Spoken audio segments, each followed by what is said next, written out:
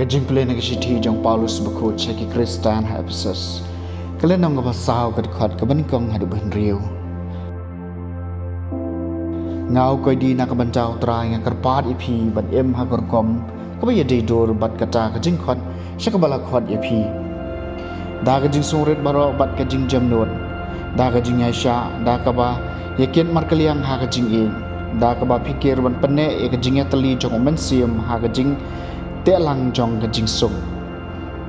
Don tang kawai kamet bat wei mensium tek kumbala khot ipi syakawai kajing kermen kabaya day bat kajing khot ipi. Wei try kawai kajing et kawai ka baptisma. Wei blay bat ukpa jingi baro. Ubalong halor baro ubatray lang babaro bat ubadon ha baro. Kaktiyan jang utray. Kasama arpusaw kini gilong kibriyo kibawat e kumat jang may utray. Kajang utray kalong kakandeu ba kajing dap jang ka kapertay ba kito kibasyong ka. Day mau malaseng ya ka halor kiduryaw halor ki wala penskam ya ka. Kini kilong kibriyo kibawat e kumat jang may utray. Mano ban kiyo yaw long utray mano ba yang haga jaka kentang jang tang uba khot kikti bat basmur kadunut uba kamensium jang kampai syaki ki batala. Kini kilong kibriyo kibawat iya khamat jang may utray.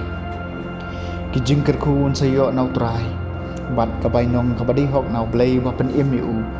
Kumne kilong kibriyo kibawat kibawat e khamat ublay ujakam. Kini kilong kibriyo kibawat e khamat jang may utray.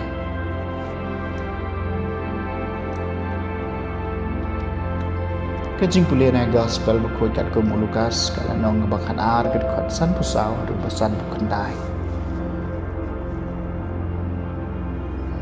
Jisu laong haki pai ba haba pio iyo lao bakiu hasab ni piong sisendon ulap prau unwan pagkajya kumta pada wa pisngau bakal air syati kabe piong kandon gajing syet karang ban kajya kumta.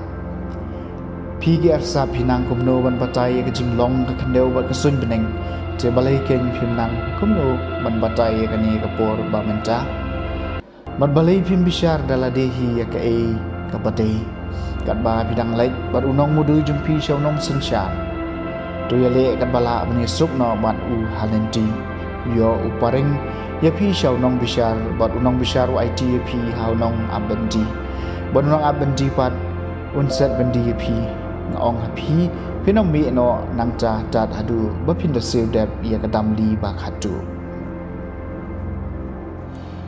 ke gospel jang utray